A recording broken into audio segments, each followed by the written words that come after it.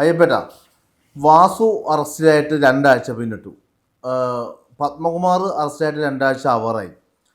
ഇനിയിപ്പം മറ്റന്നാൾ, അതായത് ബുധനാഴ്ച, പ്രത്യേക അന്വേഷണ സംഘം, അതായത് ശബരിമല സ്വർണ്ണക്കള്ളവുമായി അന്വേഷിക്കുന്ന പ്രത്യേക അന്വേഷണ സംഘം ഹൈക്കോടതിയിൽ ഇടക്കാല റിപ്പോർട്ട് നൽകാൻ പോവുകയാണ്. അതെ. പക്ഷേ ഈ പത്മകുമാറിന് ശേഷം ഒരു വൻ സ്രാവുകളൊന്നും വീണിട്ടില്ല. സർക്കാർ ശരിക്കും ഒരു പ്രതിരോധത്തിലാണ് സാറും വാസുവും പത്മകുമാറും പാർട്ടി അനുഭാവികളും പാർട്ടിയുടെ പല പദവികളൊക്കെ നിർവഹിച്ച ആൾക്കാരാണ്. അതുകൊണ്ട് സർക്കാർ പ്രതിരോധത്താണ്. എന്നാലും സർക്കാർ കുറെ കൂടി മുഖം രക്ഷിക്കുന്നതിൻ്റെ ഭാഗമായിട്ടാണോ ഈ പത്മകുമാറിനെയും വാസുവിനെയും വിട്ടുകൊടുത്തതെന്നൊരു സംശയം ബലപ്പെടുന്നില്ലേ? അതായത് ഈ കണ്ണൂർ ADM ആയിരുന്ന നവീൻ ബാബുവിൻ്റെ മരണശേഷം നമ്മളിവിടെ കണ്ട ഒരു കാര്യമാണ് ഈ PP ദിവ്യ എന്ന് പറയുന്ന അവരുടെ ജില്ലാ പഞ്ചായത്ത് പ്രസിഡന്റ്, അവരുടെ കണ്ണൂരത്തെ നേതാവ്, അവരിൽ മാത്രം ഈ കേസ് ഒതുങ്ങി നിൽക്കുന്ന രീതിയിലേക്കാണ് കാര്യങ്ങൾ പോയത്. അതുപോലെ പത്മകുമാർ ഒരു ബലിയാടാവുകയാണോ എന്നൊരു സംശയം കൂടി ഇതിനകത്തുണ്ടാകുന്നുണ്ട്. പത്മകുമാറും വാസുവും ഇപ്പോൾ ജയിലിലായിട്ട് ഇത്രയും നാളായിട്ടും എന്തുകൊണ്ട് അടുത്ത ഒരു പ്രതിയിലേക്ക് പോയിട്ടില്ല എന്നുള്ളത് ഒരു ചോദ്യമാണ്.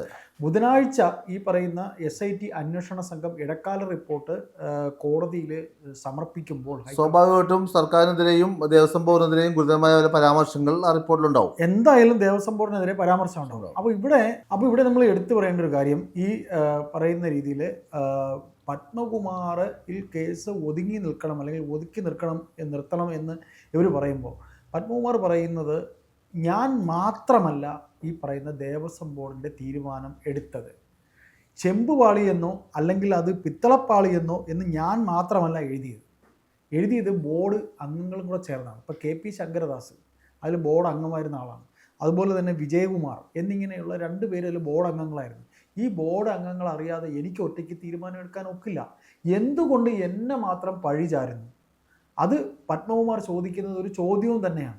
കാര്യം ദേവസ്വം ബോർഡിനെ സംബന്ധിച്ച് ഈ പറയുന്ന പോലെ ഒരു തീരുമാനം എന്ന് പറയുന്നത് ബോർഡ് കൂടിയിരുന്ന് ബോർഡാണ് തീരുമാനിച്ച ഒരു കമ്മിറ്റി കൂടി അവരുടെ അഭിപ്രായങ്ങൾ മിനിറ്റ്സ് എഴുതി, ആ മിനിറ്റ്സാണ് പിന്നെ ഫയലായി.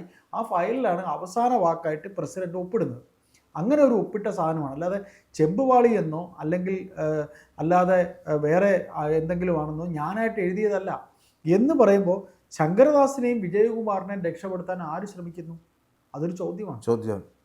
ശങ്കരദാസിൻ്റെ മകൻ ഒരു പോലീസ് ഓഫീസറാണ്. ഹരിശങ്കർ എന്ന് പറയുന്ന ഒരു പോലീസ് ഓഫീസർ അദ്ദേഹത്തിൻ്റെ മകനാണ്.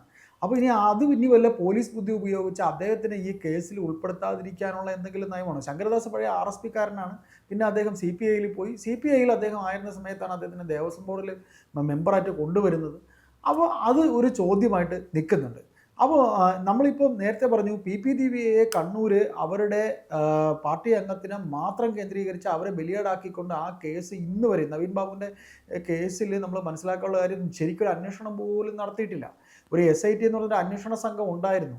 അവിടെയാണ് ഈ ശബരിമല വിഷയത്തിൽ ഇവർ ഇതേപോലെ ഇതിനെ മറയ്ക്കാൻ അവർക്ക് അവരുടെ തന്നെ ഒരു SIT ആണ്, അവർ നിയോഗിച്ച പോലീസ് ഓഫീസർമാരാണെങ്കിൽ ഇത്ര പോലും എത്തത്തില്ല. ഈ സംഗതികൾ ഇത്ര പോലും ഇത് ഹൈക്കോടതിയുടെ മേൽനോട്ടത്തിൽ ചെയ്യുന്നത് കൊണ്ടാണ് ഇത് ഇവിടെ വരെ വന്നിരിക്കുന്നത്.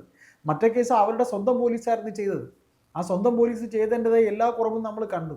ഇവിടെ പത്മകുമാർ ഒരു വേള ചിലപ്പോൾ പൊട്ടിത്തെറിച്ചേക്കാം. കാര്യം തറയിൽ കിടന്ന് 2 ആഴ്ച കൊണ്ട് തറയിൽ കിടക്കുകയാണ്, എനിക്ക് ഭയങ്കര ദേഹം വേദന എന്ന് പറയുന്നുണ്ട്. വാസുവിന് പറയുന്നുണ്ട്, വാസുവിന് ആരോഗ്യ പ്രശ്നം ഉണ്ടെന്ന് പറയുന്നു. വാസു എങ്ങനെയെങ്കിലും ആശുപത്രിയിൽ പോകാനായിട്ട് കാത്തിരിക്കുന്നു, ചാടാനായിട്ട്. ജാമ്യാപേക്ഷ ബൈജു എന്ന് പറയുന്ന ആ തിരുവാഭരണ കമ്മീഷണർ തള്ളിയിരിക്കുന്നു. അപ്പോൾ ഇങ്ങനെയുള്ള ഒരുപാട് വിഷയങ്ങൾ നിൽക്കുന്നുണ്ട്. അപ്പോൾ ഇതിനിടയ്ക്ക് മറ്റൊരു കാര്യം കൂടെ നമുക്ക് പറയാനുള്ളത്, ഈ തന്ത്രി കുടുംബത്തിലെ തന്ത്രി രാജീവരെ ചോദ്യം ചെയ്യാൻ കൊണ്ടുവന്നിട്ടുണ്ട്. കണ്ഠരര് രാജീവരെ ചോദ്യം ചെയ്യാൻ കൊണ്ടുവന്നിട്ടുണ്ട്. അപ്പോൾ തന്ത്രിയെ കൊണ്ടുവന്ന തന്ത്രിയോട് ചോദ്യം ചെയ്യലിൽ ഈ ചോദ്യം ചെയ്യലിന് ശേഷം ഇറങ്ങി മാധ്യമങ്ങൾ ചോദിച്ചു, ദൈവത്തെ പോലെ കാണുന്നത് നിങ്ങളെയാണോ എന്ന് ചോദിച്ചപ്പോൾ ദൈവത്തെ പോലെ കാണുന്നത് എന്നെയല്ല പത്മകുമാർ ദൈവത്തെ പോലെ കാണുന്നത് എന്ന് പറഞ്ഞു. അപ്പം പത്മകുമാർ ദൈവത്തെ പോലെ കാണുന്നത് പിന്നെ ആരെയാണ്? പത്മകുമാർ പിന്നെ ദൈവത്തെ പോലെ കാണുന്നത് ആരെയാണ് എന്നൊരു ചോദ്യവും വരുന്നുണ്ട്. അപ്പോൾ എന്തായാലും SITക്ക് ബുധനാഴ്ചയുടെ ഈ പറയുന്ന രീതിയിൽ ഹൈക്കോടതിയിൽ ഈ പേപ്പർ ഇവരുടെ റിപ്പോർട്ട് സബ്മിറ്റ് ചെയ്യുമ്പോൾ നിരവധി ചോദ്യങ്ങൾ കോടതിയുടെ ഭാഗത്തു നിന്നുണ്ടാകും. എന്തുകൊണ്ട് ഇവരിൽ 2 പേരിൽ മാത്രം ഇതുവരെ നിന്നു? എന്തുകൊണ്ട് ബാക്കിയുള്ളവരിലേക്ക് അന്വേഷണം പോയില്ല?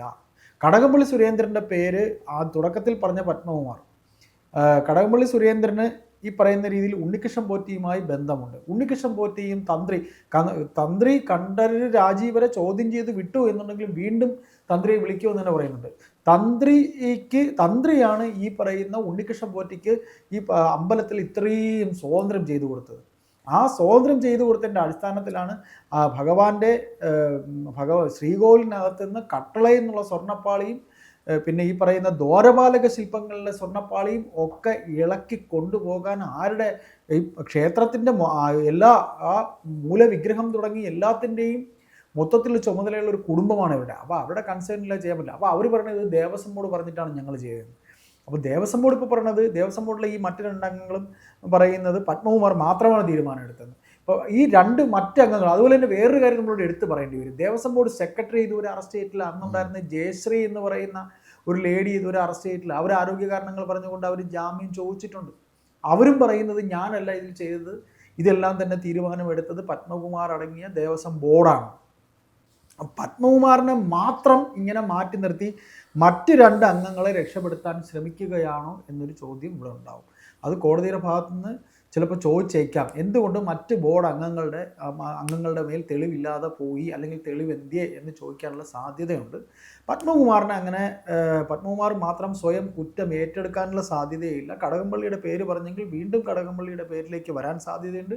ഉണ്ണികൃഷ്ണൻ പോറ്റി എന്ന് പറയുന്ന ഈ പോറ്റി എന്തെല്ലാം തട്ടിപ്പ് നടത്തിയിട്ടുണ്ട്, ആ തട്ടിപ്പിന് എന്തെല്ലാം കണ്ഠരര് രാജീവര് കൂടെ നിന്നിട്ടുണ്ട് എന്നുള്ളതൊക്കെ അറിയേണ്ടി വരും. പിന്നെ നമ്മൾ ബുധനാഴ്ചത്തെ കാര്യം പറയുമ്പോൾ മറ്റൊരു കാര്യം, ഈ കേസിനെ ഓവർകം ചെയ്യാനായി രാഹുൽ മാങ്കൂട്ടത്തിൻ്റെ കേസ് സർക്കാർ എടുത്തിട്ടിരിക്കുമ്പോൾ അതും ജാമ്യാപേക്ഷയ്ക്ക് വരുന്ന ദിവസമാണ് ബുധനാഴ്ച. ഒരു ദിവസം മുൻകൂർ ജാമ്യത്തിന് മുമ്പ് രാഹുൽ മാങ്കൂട്ടത്തിനെ പിടിക്കണം എന്നൊരു ലക്ഷ്യത്തോടെ കേരള പോലീസ് നീങ്ങുകയാണ്. പക്ഷേ അതിൽ സത്യസന്ധത ഉണ്ടോ എന്നുള്ള കാര്യം സംശയിക്കേണ്ടി വരും. ഇപ്പോൾ അവർ പേരിനെങ്കിലും അതിനെ അനുകൂലിച്ച് സോഷ്യൽ മീഡിയയിൽ പ്രവർത്തിച്ച എന്ന് പറഞ്ഞുകൊണ്ട് രാഹുൽ ഈശ്വറിനെ ഇപ്പോൾ അറസ്റ്റ് ചെയ്തിട്ടുണ്ട്. രാഹുൽ ഈശ്വറിന് ജാമ്യം കിട്ടാനുള്ള സാധ്യത കുറവാണ്. ജാമ്യമില്ലാത്ത വകുപ്പുകളാണ് ചുമത്തിയിരിക്കുന്നതെന്ന് പറയുന്നത്. അതിലിപ്പോൾ ജാമ്യമില്ലാത്ത വകുപ്പ് വരാനുള്ള കാരണം, ഇപ്പോൾ പോലീസ് അറസ്റ്റ് ചെയ്തിട്ട് ഇദ്ദേഹത്തിൻ്റെ വീഡിയോകൾ അപ്ലോഡ് ചെയ്യുന്ന ലാപ്ടോപ്പ് എവിടെ എന്ന് ചോദിച്ചപ്പോൾ ലാപ്ടോപ്പ് വേറെ ആണ് ഇരിക്കുന്നത്, അതിലല്ല എൻ്റെ മൊബൈലിലാണെന്നാണ് പറഞ്ഞത്. എന്നിട്ട് വീട്ടിൽ ചെന്നിട്ട് പോലീസ് മറ്റു കാര്യങ്ങൾ എന്തൊക്കെയാണ് അവിടെയുള്ള എടുക്കാനെന്ന് പറഞ്ഞ് ചെന്നപ്പോൾ വീട്ടിൽ ചെന്നിട്ട് ഇയാൾ മൊബൈലിൽ ലൈവ് വന്നിട്ട്, ഫേസ്ബുക്കിലോ മറ്റോ ആണ് ലൈവിൽ വന്നിട്ട്, ഞാനിതൊന്നും വേറെ മാറ്റി വെച്ചിട്ടില്ല, എൻ്റെ ലാപ്ടോപ്പിൽ ഉണ്ടെന്ന് അങ്ങോട്ട് പറഞ്ഞിരുന്നു, അതിപ്പോൾ പുറത്ത് വന്നു, എന്നെ അറസ്റ്റ് ചെയ്തില്ലെങ്കിൽ കൊടുക്കണം എന്ന് പറഞ്ഞിരുന്നു. അപ്പോൾ അറസ്റ്റ് ചെയ്ത് കഴിഞ്ഞപ്പോഴത്തേക്ക് എന്തോ വെളിയിൽ വന്നപ്പോൾ അവരെ പറ്റിക്കാൻ നോക്കി അന്വേഷണ സംഘത്തെ. അപ്പോൾ ഈ തെളിവ് കൂടെ ഇപ്പോൾ കിട്ടിയിട്ടുണ്ട്. ലാപ്ടോപ്പിൽ കൊണ്ടുവന്ന് എല്ലാം നോക്കിയ സമയത്ത് ആ ആരോപണ വിധേയമായിട്ട് വന്നിട്ടുള്ള, അത് രാഹുൽ മാങ്കൂട്ടത്തിൻ്റെ ആരോപണം ഉന്നയിക്കുന്ന അതിജീവിതയുടെ പടം സഹിതം ഇദ്ദേഹം ചെയ്ത വീഡിയോ വരെ അതിനകത്ത് വന്നിട്ടുണ്ട്. അപ്പോൾ ഇങ്ങനെ 2 സംഭവങ്ങൾ വരുന്ന ബുധനാഴ്ച സർക്കാരിനെ ഒരുപാട് പിന്നെ വിധി നിർണ്ണയിക്കപ്പെടുന്ന ദിവസമാണ്. ഏറ്റവും വലിയ വിഷയം സ്വർണ്ണക്കൊള്ള വിവാദവുമായി ബന്ധപ്പെട്ട് സർക്കാർ ഇനി നേരിടാൻ പോകുന്ന പ്രശ്നങ്ങൾ എന്തൊക്കെയാണ്? SIT അന്വേഷണത്തിൽ ഹൈക്കോടതി തൃപ്തരാണോ? ഹൈക്കോടതിക്ക് തൃപ്തിയായോ? പിന്നെ SITക്ക് ഈ പറഞ്ഞിരിക്കുന്ന കാലാവധി അവസാനിക്കാൻ പോവുകയാണ്. അന്വേഷണത്തിന് ഇനിയും സമയം വേണം എന്നൊരു ആവശ്യം കൂടെ SIT ഉന്നയിക്കാനുള്ള സാധ്യതയുണ്ട്. ബുധനാഴ്ച എന്തായാലും ഒരു വാർത്താ ദിവസമായിരിക്കും. തീർച്ചയായിട്ടും നമുക്ക് കാത്തിരിക്കാം.